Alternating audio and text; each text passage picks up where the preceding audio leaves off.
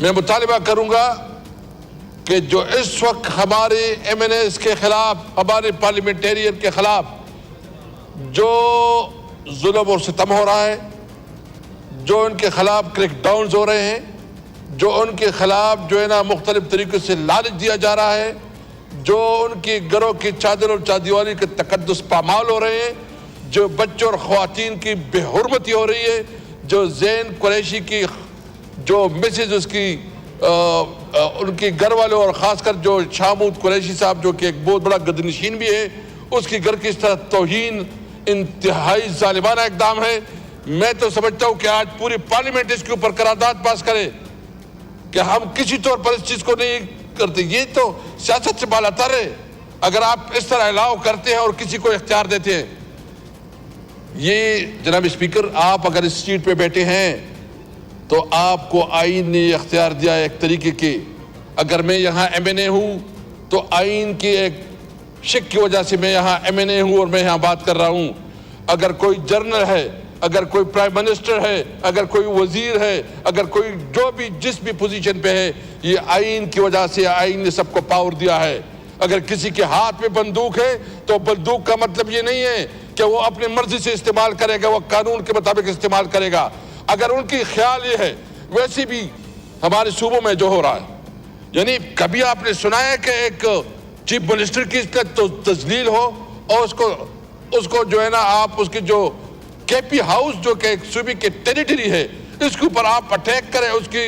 جو تقدس ہے اس کو پامال کریں، اس کے اوپر قبضہ کریں اور پوری صوبے کے عوام کو میسج دے کہ تم کچھ چیز نہیں ہو۔ پھر صوبے کے عوام وہ صوبہ جس وقت اس وقت ویسی بھی بے چینی ہے، اس وقت جو جرگہ ہوا ہے اور اس جرگے میں جو بات آئی ہے، ہمیں تشویش ہے اس پر کہ اس وقت ایک عوام جو ہے نا ایک ادارے کے خلاف ایک ہم تشویش رکھتے ہیں۔ ہم نہیں سمجھتے، ہم سمجھتے ہیں کہ تمام ادارے ہمارے ہیں، کسی ادارے کی توہین و تضییق نہیں ہونی چاہیے، لیکن جو لوگ پوزیشن پہ بیٹھے اس کی رسپانسبلٹی ہے کہ وہ اپنے آئینی حدود میں رہیں۔ آپ نے ہماری خیبر پختونخوا کے ہاؤس کا تقدس پامال کیا، ہم سب پختونخوا کے عوام کو اپنے میسج دیا کہ تم کچھ چیز نہیں ہو۔ تم کس طرح اس ملک کو لے کے جا رہے ہو؟ یہ کیا تماشا بنا ہوا ہے؟ آپ کسی کی، آپ کے پاس جو اختیار ہے آپ اس کو مس یوز کر رہے ہو۔ آپ کے پاس اختیار ہی نہیں ہے کہ آپ کسی بھی صوبے کے اندر داخل ہو۔ آپ کے پاس اختیار نہیں ہے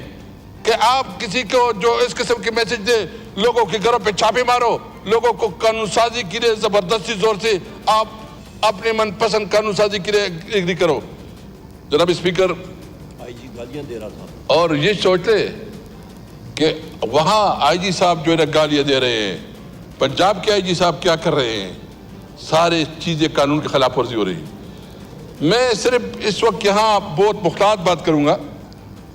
کہ اگر دیکھو اس وقت بلوچستان میں حالات کنٹرول سے باہر ہو رہے ہیں۔ ہمارے صوبے میں اس وقت مجھے بہت ڈر لگ رہا ہے کہ وہاں ایک نئی جنگ چڑھنے والی ہے۔ نئی صورتحال جو ہے نا بہت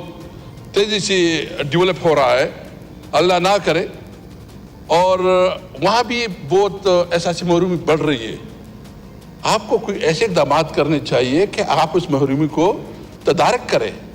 آپ لوگوں کے زخموں پہ مرہم رکھیں، آپ لوگوں کے ساتھ بات چیت کریں، لوگوں کو انگیج کریں،